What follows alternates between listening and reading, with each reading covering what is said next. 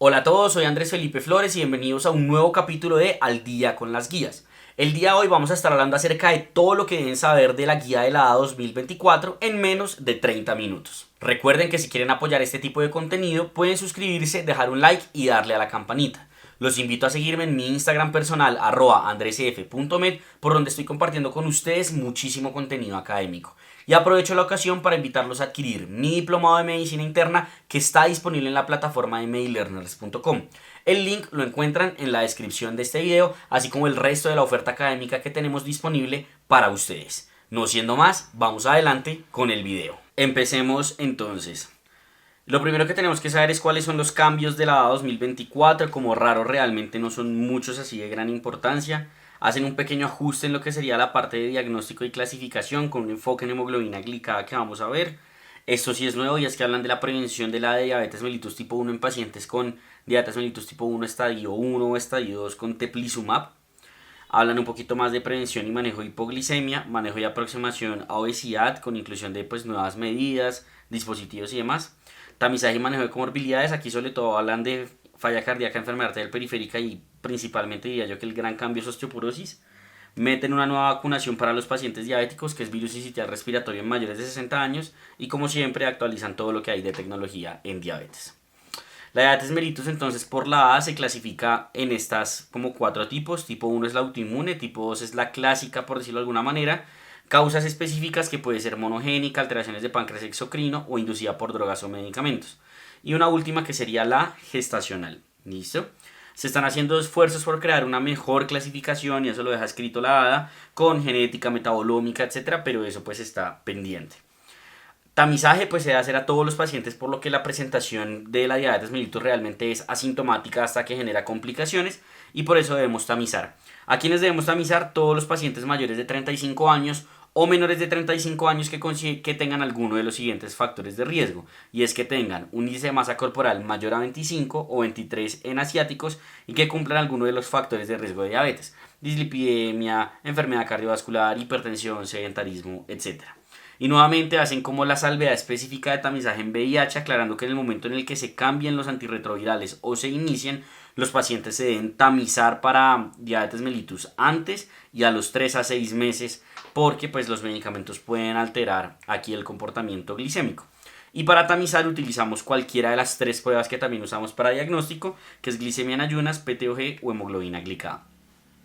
Con el tamizaje lo que buscamos es ojalá encontrar al paciente en prediabetes o de pronto diagnosticar la diabetes como tal.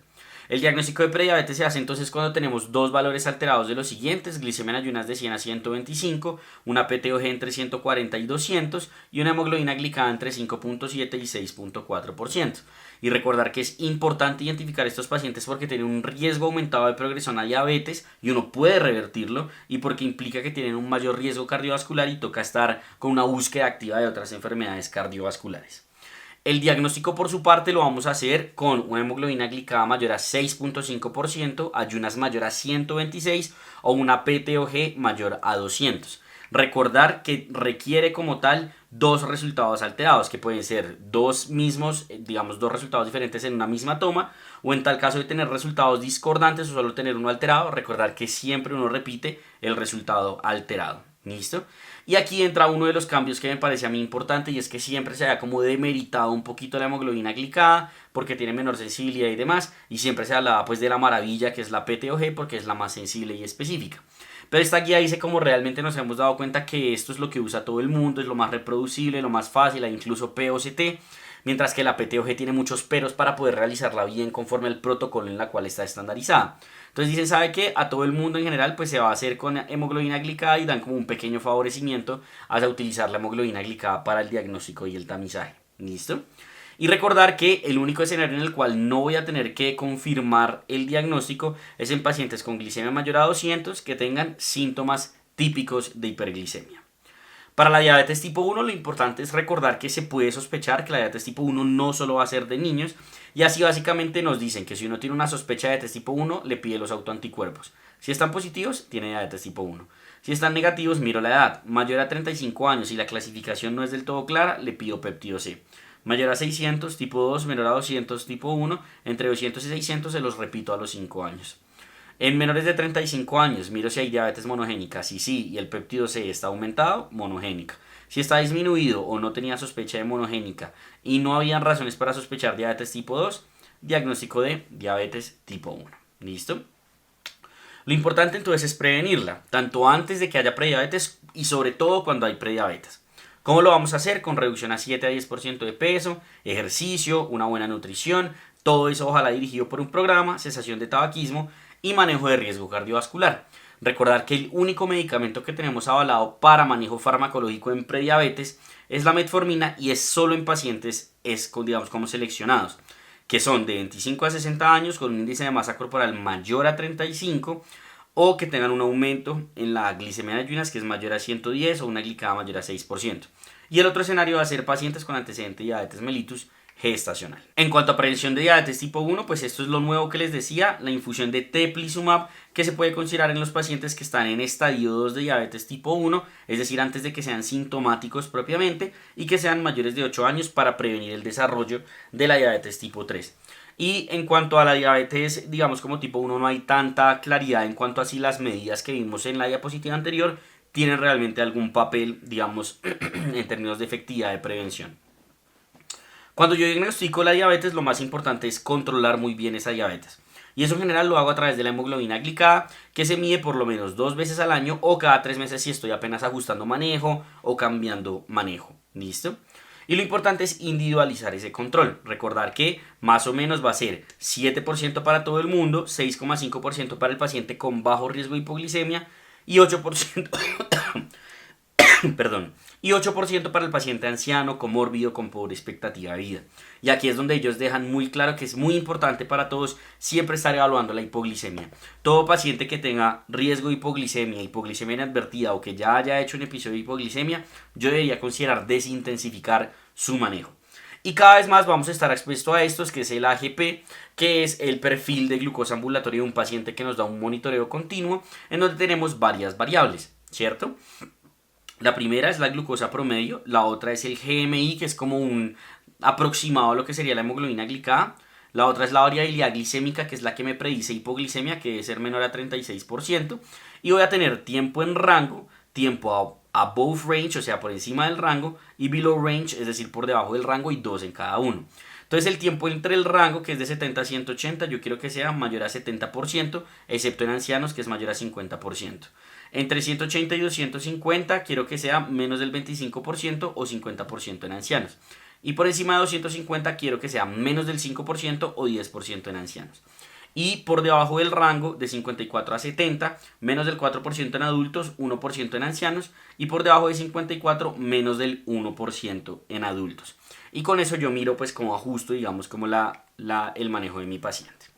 Cuando yo diagnostico entonces la diabetes mellitus tipo 2, el manejo lo voy a hacer en general con todo lo que vimos de cambios en estilo de vida de prevención y manejo farmacológico. Y el manejo farmacológico va a depender de las características de mi paciente. Yo voy a evaluar, uno, mi paciente tiene enfermedad cardiovascular aterosclerótica o alto riesgo de la misma, tiene falla cardíaca o tiene enfermedad renal crónica. Si tiene alto riesgo cardiovascular o enfermedad cardiovascular establecida, el manejo de elección inicial es GLP-1. Si tiene falla cardíaca o enfermedad renal crónica, el manejo de elección inicial es el SGLT2.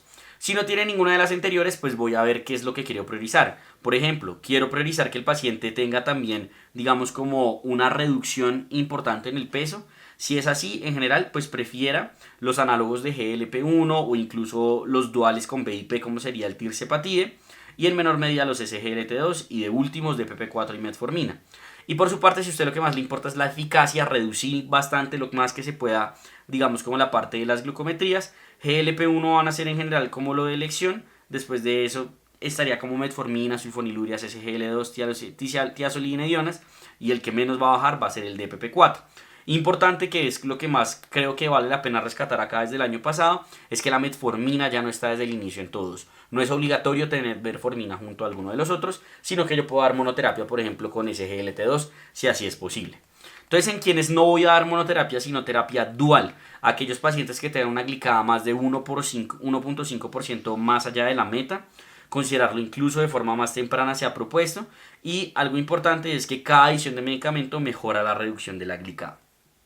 A quienes voy a considerar con insulinoterapia o no con inyectables, digámoslo así, porque aquí también entra el GLP-1.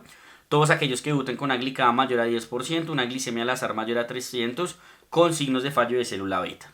¿Listo? Que es básicamente las P's de la hiperglicemia: pérdida de peso, poliuria, polidipsia, polifagia. Si yo me voy a ese lado de que el paciente necesita inyectables, puede ser o porque de entrada me debuto así, o porque por ejemplo le he puesto 1, 2, 3 medicamentos orales y nada que logro mejorar. Entonces yo digo, no, ya me toca irme a inyectables. El mensaje es que si no tiene GLP-1, le ponga GLP-1 al paciente. Si ya tiene GLP-1, una opción para intensificar es utilizar duales, que es la combinación de GLP-1 con insulinas, que ahí está Sultofy o Solicua. Pero aclarando una cosa, y es que estos medicamentos no logran la dosis de GLP-1 de beneficio cardiovascular. O sea, esa razón de indicarlos, por ejemplo, cuando el paciente tenía un infarto, este no lo puedo utilizar porque la dosis de GLP-1 va a ser inferior a la que necesito para la protección cardiovascular. Entonces, en esos pacientes, digamos que pues no va a ser una opción intensificar con los combinados. Recordar que si yo llego a inyectables no tengo que retirar los antibióticos orales. Si está con SGLT2, pues déjeselo, eso le da un beneficio buenísimo en falla cardíaca, en desenlaces renales, entonces no se lo vaya a quitar.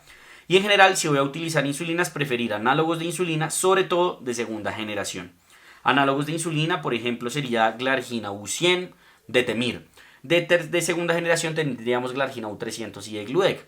¿Por qué preferimos esos? Porque tienen menos hipoglicemia nocturna y comparados con la NPH tienen menos hipoglicemia en general.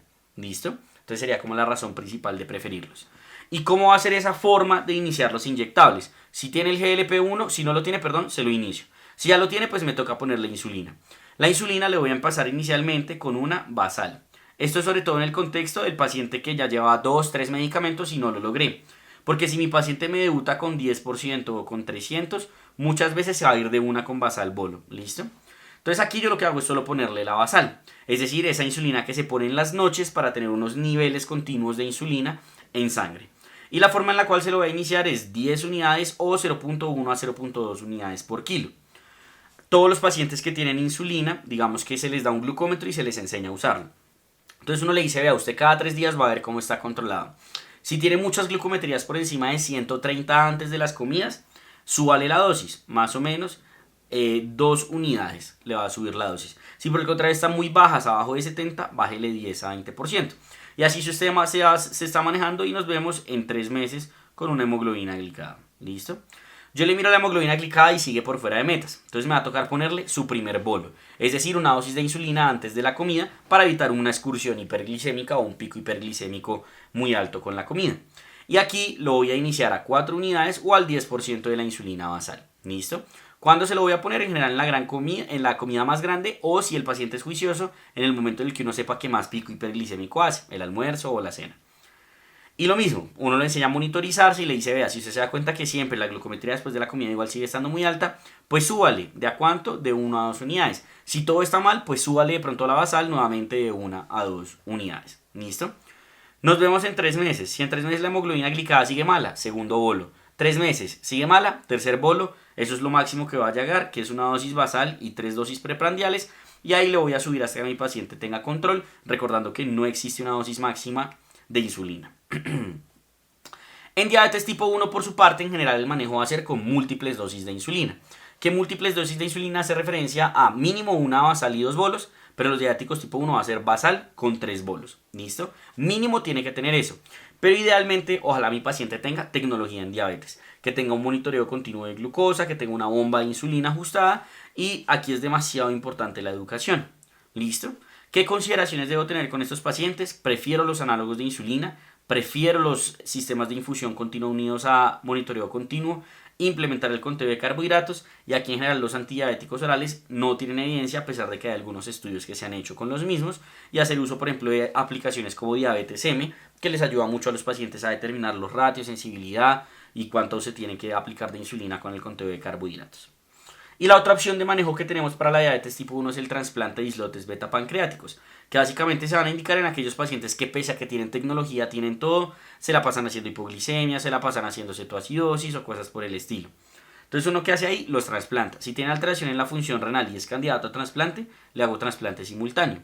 Y la otra posibilidad es que mi paciente no tenga indicación por este lado, pero sí tiene indicación de trasplante renal. Y yo le consigo el trasplante, debería de pronto considerar la posibilidad de hacer el doble trasplante. Ya hablando específicamente de tecnología en diabetes, digamos que aplica sobre todo para tipo 1, pero también cada vez más la estamos usando en diabetes tipo 2. La primera forma, digamos, como de tecnología que tenemos en diabetes es el monitoreo continuo de glucosa, que básicamente es que los pacientes utilizan un sensor en el brazo o en el estómago que determina la glucometría o la glicemia intersticial. Y eso se correlaciona muy bien con la glicemia verdaderamente pues sérica, ¿no? Tenemos varios tipos de monitoreo. Tenemos el monitoreo en tiempo real, que básicamente es un monitoreo continuo. Todo el tiempo eso está dándole datos a algún sensor.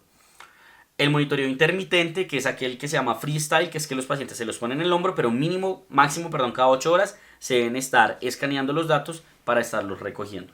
Y el profesional, que es cuando uno le da 14 días de monitoreo a un paciente para ver si verdaderamente está haciendo hipoglicemia, cómo se comportan sus glucometrías, pero eso se retira y ya, no es algo que vaya a usar el paciente, sino que es solo para uso médico y con eso determinar. ¿A quiénes les voy a ofrecer monitoreo continuo de glucosa? A todos los pacientes con diabetes tipo 1 deberían tenerlo idealmente, y en los pacientes con diabetes tipo 2 que tengan múltiples dosis de insulina, riesgo de hipoglicemia y embarazadas. ¿Listo? ¿Cuáles son los beneficios de usar esta vaina?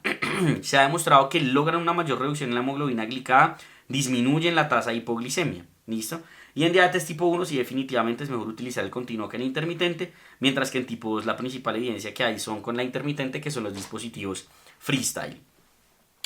Las bombas de insulina por su parte tienen esto, que es la bomba de insulina, que da una infusión continua de insulina, y un sensor que se comunica con la bomba.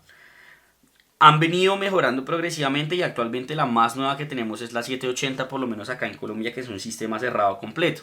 Antes digamos que solo estaba la bomba, luego estaba aumentada por sensor, y eso quería decir que lograban una detención en previsto, es decir que había un algoritmo que le decía a uno, oiga, ya está por debajo de 70 esta vaina, o en 15 minutos muy probablemente va a estar por debajo de 70, paro la infusión y evitaba la hipoglicemia. El sistema cerrado híbrido lo que tenía era que se ajustaba él solo, digamos, como las infusiones, pero uno sí le tenía que estar metiendo cuántos gramos de carbohidrato iba a comer. Mientras que el sistema cerrado completo hace todo solo. ¿A quiénes voy a ofrecerles bombas de insulina? A todos los diabéticos tipo 1 idealmente, o a aquellos que tienen múltiples dosis de insulina y monitoreo y no logran control o están haciendo hipoglicemia. Y en diabetes tipo 2 sí es más debatible y más difícil, sobre todo por los costos, pero se debería considerar el paciente con múltiples dosis de insulina y que tiene un riesgo de hipoglicemia importante. Una vez yo instauro todo el manejo, pues lo importante es el seguimiento, ¿cierto? Y en el seguimiento de manera anual debo siempre mirar el peso, la presión arterial, si hay hallazgos de algún órgano blanco, daño orgánico, etcétera, cómo va de eventos adversos, cómo va de medicamentos, y a nivel de laboratorios como un panel bioquímico básico. Perfil lipídico, perfil de función hepática, función renal, uroanálisis, etc. para evaluar eventos adversos y complicaciones de la diabetes que vamos a hablar ahorita más adelante. En el seguimiento yo revalorar el manejo de adherencia y control, siempre valorar el riesgo de hipoglicemia y esto hace mucho énfasis en esta nueva guía, las inmunizaciones, si el paciente es diabético tipo 1 considerar tamizajes de autoinmunidad, sobre todo enfermedad tiroidea, celíaca y anemia perniciosa que son las que más se asocian. Siempre evaluar la posibilidad o el diagnóstico de alteración cognitiva en los pacientes, si tienen o no tienen hipoacusia, riesgo de pancreatitis, hipogonadismo, SAOS, enfermedad periodontal. El componente psiquiátrico es muy importante, prevención de COVID-19 y sus complicaciones, y tamizaje de neoplasias básicamente conforme a la edad del paciente. Dentro de esto, ¿qué es lo más importante, diría yo, además del diagnóstico y el manejo propio de la diabetes? El manejo del riesgo cardiovascular. Un buen manejo de hipertensión en los pacientes con la meta de 130-80. Un buen manejo de la dislipidemia, siendo que como prevención secundaria la meta es 55 de LDL, como prevención primaria es 70 de LDL en casi todos los pacientes, y en general casi todos los pacientes diabéticos van a tener mínimo una estatina a dosis intermedia. Lo único que no sería el paciente joven, menos de 40 años, sin riesgo cardiovascular. De resto, todos en general van a tener estatinas. Antiagregantes solo si están indicados como prevención primaria es bien debatible, pero diabetes sería como la única población donde uno podría considerarlo. Hacer un adecuado tamizaje de esteatosis hepática con FIB4 y con eso determinar si el paciente es candidato a la elastosonografía. Y falla cardíaca y cardiopatía isquémica no hay que hacer tamizaje. De pronto en falla cardíaca hay algo de evidencia con BNP, en cardiopatía isquémica sí no, pero sí estar muy alerta a los síntomas. ¿Listo? Y dentro del manejo es muy importante el manejo de la obesidad. Recordar que por encima de 27 y hasta 30 el paciente es candidato a manejo farmacológico para la obesidad. Y aquí los GLP-1 son una maravilla porque sirven para la diabetes y para la obesidad. Pero también se puede utilizar orlistat, fenterminato, piramato, entre otros. Y por encima de 30 ya debería empezar a considerar la cirugía metabólica. Las fracturas, como le dije, es algo de lo que más hizo énfasis en esta nueva sección, la guía, sobre todo en cuanto hay que estar pendientes porque la diabetes se asocia con osteoporosis por factores de riesgo generales y por factores de riesgo específicos de la diabetes, como por ejemplo un mal control glicémico, la duración de la diabetes, algunos tipos de medicamentos, la neuropatía o retinopatía, todo eso aumenta el riesgo de osteoporosis. Por eso recomiendan tamizaje en mayores de 65 años o cuando tienen menor edad, si tienen factores de riesgo, cada 2 a 3 años con la densitometría ósea, garantizando un adecuado aporte de calcio y vitamina D, evitando la hipoglicemia para prevenir caídas y sabiendo que los inhibidores del SGLT2 ya se sabe que no aumentan el riesgo de fracturas. Eso solo fue algo como que se asoció inicialmente, pero ya no. De la vacunación no ha cambiado nada. Las de siempre, influenza, hepatitis, neumococo, varicela zoster, COVID-19, DTPA, pero lo nuevo que metieron es virus sincitial respiratorio para los pacientes mayores de 60 años. Siempre recordar que en el manejo intrahospitalario lo que va a indicar el inicio del manejo es que el paciente tenga una glucometría mayor a 180 sostenida 2 veces en una hora y lo que me va a definir cómo le voy a colocar las insulinas, porque solo lo voy a manejar con insulinas dentro del hospital, es la ingesta. Si el paciente está con vía oral, voy a usar un esquema basal bolo, mientras que si está sin vía oral, voy a usar un esquema basal plus. Y lo que voy a hacer es calcular una dosis total de insulina en el basal bolo. Entonces normalmente aquí dice 0,2 a 0,3, pero eso depende de cada hospital. Por ejemplo, donde yo practico usamos mucho 0,4, 0,5. Entonces imagínense que voy a usar 0,5 y el paciente pesa 60 kilos. Entonces 0,5 eso me da 30 unidades de insulina. Si las parto en 2 me da 15 unidades, esta va a ser mi basal, y otras 15 unidades que la voy a partir a su vez en 5, que va a ser 5, 5 y 5, y esos van a ser mis preprandiales. ¿Qué diferencia tiene el basal bolo con el basal plus? Que el basal bolo solo da la dosis basal, que la puedo o calcular así o simplemente 0,1 a 0,2 unidades por kilo y dejo eso de basal. Cualquiera de los dos que yo utilice, y ahí va el plus de esto, pero en general es tanto para basal bolo como para basal, va a ir acompañado de correctivos. Que los correctivos es que en las glucometrías que yo le tomo a mi paciente antes de comer, si están elevadas, le voy a colocar una dosis adicional de insulina prandial. Entonces, por ejemplo, si le iba a poner 5, pero está en 200, no le pongo 5, sino que le pongo 7. En basal plus, como no está comiendo, lo que hago es cada 8 horas. Y si cada 8 horas está encima de cierto rango, no le pongo, pues no le hubiera puesto nada, le pongo 2, ¿cierto? Y ese es el correctivo. Y cada 24 a 48 horas voy evaluando mi esquema a ver cómo le hago el ajuste. Antidiabéticos orales en general, la regla es no usarlos en el hospital. Los DPP-4 tienen algo de evidencia, pero es en poblaciones muy específicas, crónicas. No es como el paciente agudo que uno tiene en el hospital. Y hay algo de evidencia con GLP-1.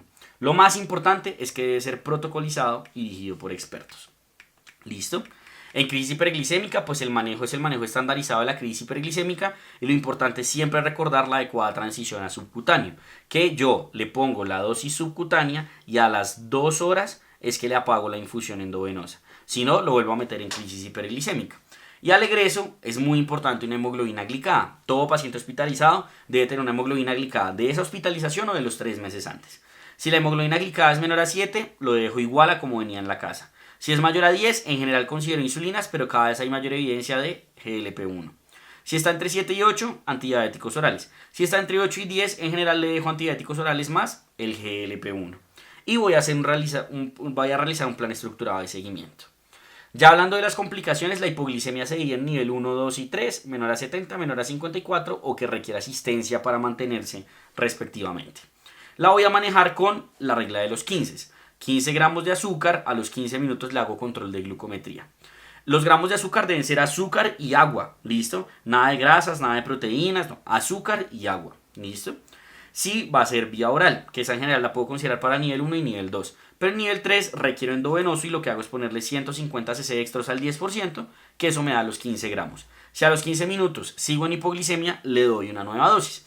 Y así lo voy manejando. El glucagón lo podría considerar, hay ampollas de glucagón que pueden tener los pacientes y las pueden usar en hipoglicemia, sobre todo nivel 2. Y es muy importante siempre valorar el riesgo de hipoglicemia, sobre todo el riesgo de hipoglicemia inadvertida, y para eso tengo el Clark y el Gold como scores que puedo utilizar. Ya en cuanto a complicaciones crónicas, quizá una de las más importantes es la enfermedad renal diabética. Recordar que todos estos pacientes deben de tener un inhibidor de SGLT2 como su manejo y debo hacerles un manejo. Si los pacientes tienen proteinuria o son hipertensos, todos deben tener un inhibidor del eje renina-angiotensina-aldosterona, y si pese a esto sigue con proteinuria, debo considerar el uso de antagonistas del receptor mineralocorticoide como el finerenone, que es el que ha tenido evidencia en estos pacientes. Y si no puedo tolerar inhibidor del eje renina-angiotensina-aldosterona, hay otros antiproteinúricos que tienen menos evidencia, pero que se pueden utilizar como los calcioantagonistas dihidropiridínicos. El resto de complicaciones, neuropatía, lo importante es tamizarlos anualmente y si se presentan, pues manejarlos con el especialista. Y para terminar, diabetes gestacional, recordar que básicamente en las primeras semanas del embarazo, sobre todo una 16, hay un aumento de la sensibilidad a la insulina y por encima de la semana 16 hay resistencia. Lo importante es saber si la paciente tenía o no alteración en el control de la glicemia antes de que pueda tener diabetes gestacional. Y por eso, antes de las 15 semanas e idealmente, antes de las 15 semanas yo debo hacerle un tamizaje a esa paciente de diabetes mellitus. Ya una vez está embarazada, en la semana 24 a 28 le voy a hacer el tamizaje para diabetes gestacional, en donde lo que se recomienda es el diagnóstico de un paso, ya que aumenta 1 a 3 veces los diagnósticos y lo hace de forma correcta. ¿Listo? Básicamente. Y si el paciente efectivamente tiene diabetes gestacional, le voy a hacer un nuevo tamizaje a las 12 semanas posparto para ver si quedó diabética. Y si no quedó diabética, le voy a hacer un tamizaje cada 3 años con PTOG, hemoglobina glicada o glicemia en ayunas, para ver si llega a desarrollar o no la diabetes. Y recordar que si una mujer tiene diabetes y se embaraza, idealmente debería utilizar aspirina en las primeras semanas del embarazo para disminuirle el riesgo. Siempre hacer control preconcepcional, enfocarse en el manejo dietario y estilo de vida. Si yo diagnostico la diabetes gestacional, inicialmente manejo con esto y miro si logra metas. Si no logra metas en el siguiente control, que es a la semana, inicio insulinas. Porque la diabetes gestacional se asocia con eventos adversos, tanto fetales como maternos. Se puede utilizar tecnología en diabetes, está comprobado que sirve. Y añadir aspirina, como les decía, a la semana 12 a 16. Y ya que después del parto se quita esa resistencia a la insulina, hay que tener mucho cuidado con la hipoglicemia postparto. ¿Listo? Con esto terminaríamos este resumen ejecutivo de la DAA 2024. Espero que les haya gustado. Cualquier duda que tengan, déjenla en los comentarios. Y si quieren seguir aprendiendo con nosotros, lo pueden hacer con el video que está en sus pantallas.